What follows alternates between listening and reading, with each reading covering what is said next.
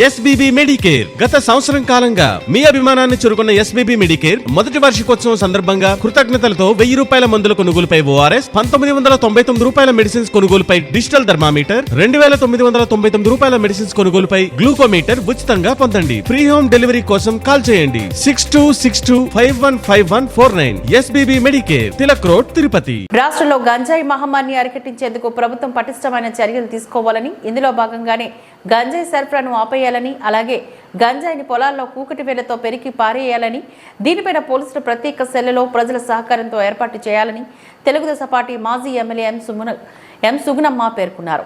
Tirupati press క్లబ్లో గురువారం ఉదయం జరిగిన మీడియా సమావేశంలో ఆమె మాట్లాడారు.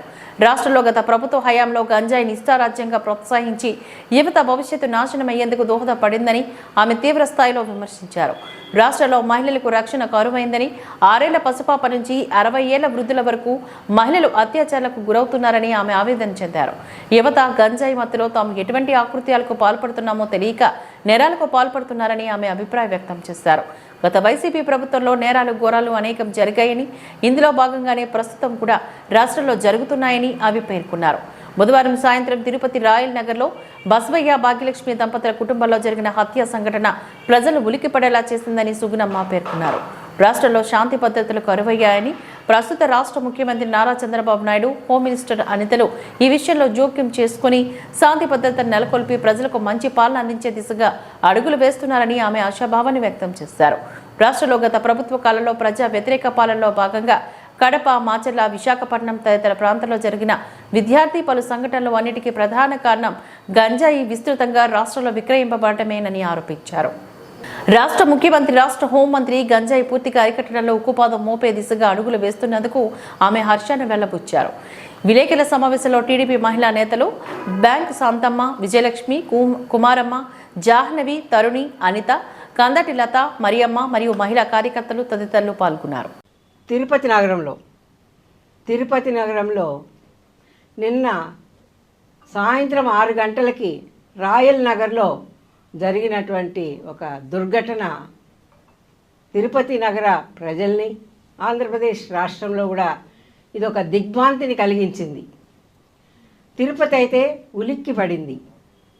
ఎందుకంటే తిరుపతి నగరంలో ఒక ప్రఖ్యాత ఆధ్యాత్మిక క్షేత్రంలో, మరి రాయల్ నగర్ అంటే మనందరికీ తెలిసిన విషయమే. ఒక తిరుపతి నగరంలో ఉన్నటువంటి అన్ని వార్డుల్లో కూడా ఒక రెసిడెన్షియల్ ఏరియాగా మరి పేరెన్నికటువంటి ఆ రాయల్ నగర్లో ఒక ప్రముఖ వ్యాపారవేత్త, ప్రతి ఒక్కరికి తెలిసిన విషయమే, బసవయ్య శానిటరీ వేర్స్ అని ఒక ప్రాముఖ్య, ఎప్పటి నుంచో కూడా తిరుపతి నగరంలో ఒక ప్రాముఖ వ్యాపారవేత్తగా ఉన్నటువంటి కుటుంబంలో మరి ఈ సంఘటన జరగడం అనేది తిరుపతి ప్రజలంతా కూడా ఆలోచింపజేస్తూ దిగ్భ్రాంతికి లోన్ చేసింది.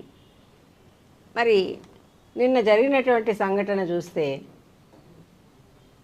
ఈరోజు సమాజంలో ఇటు ఆడవారికి 60 సంవత్సరాలు నిండినటువంటి మహిళలకు కూడా రక్షణ లేకుండా ఇంట్లో ఉన్నటువంటి మహిళలు ఎక్కడో తిరుగుతానో ఏదో జరిగి ఉంటే ఏమోలే అనుకోవచ్చు. ఇంట్లో ఉన్నటువంటి ఒక మహిళను, ఒక వృద్ధురాల్ని, 60 సంవత్సరాలు కలిగినటువంటి వృద్ధురాల్ని, ఒక మంచి కుటుంబంలో ఉండేటువంటి ఆమెను మరి ఆ విధంగా చంపడం అనేది తప్పకుండా ఇది ఎవరైతే కొద్దిగా కూడా మానవత్వం లేకుండా ఎవరైతే ఈ గంజాయి మత్తులో ఉంటారో అలాంటి వాళ్ళే చేయగలుగుతారు. కానీ ఒక మానవత్వం లేదు వాళ్ళకి. ఒక రాక్షసత్వం కూడా అనేదానికి కూడా ఇంకా అంతకన్నా మించినటువంటి వారి యొక్క ఆ భావజాలాల వల్లే ఇలాంటివన్నీ కూడా జరుగుతూ ఉన్నాయని నిర్విధాంసం.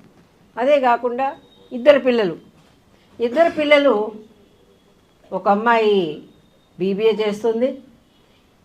ఇక్కడ మరి ఎవరైతే ఈరోజు వారు అనుమానిస్తున్నారో అతని టార్చర్ భరించలేక బిడ్డల్ని చదివించుకోవాలని కోరికుంటే కూడా ఈరోజున తల్లిదండ్రులు ఎక్కడో సుదూర ప్రాంతమైనటువంటి ఢిల్లీలో పెట్టి ఆ బిడ్డను చదివిస్తున్నారంటే ఈ గంజాయి ఈ విధమైన యువత ఈ రాష్ట్రంలోనే కాదు ఈ తిరుపతిలో కూడా మరి ఉన్నారు అంటే నిన్నటి రోజున తిరుపతి నగర ప్రజలంతా కూడా ఆశ్చర్యపోయారు.